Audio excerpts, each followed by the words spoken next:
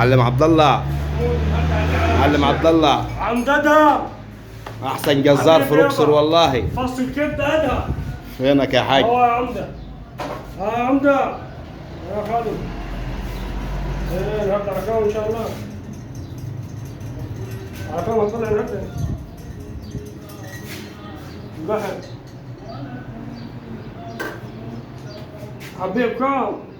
هتبيع بكام في الدكان؟ وانت هتبيع 50؟ ده شوف يا اخي يرد عليه.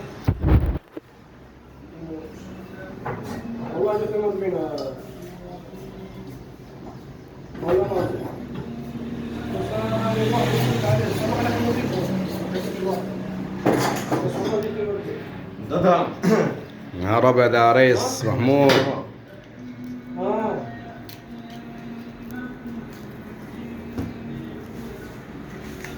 ده فرقان.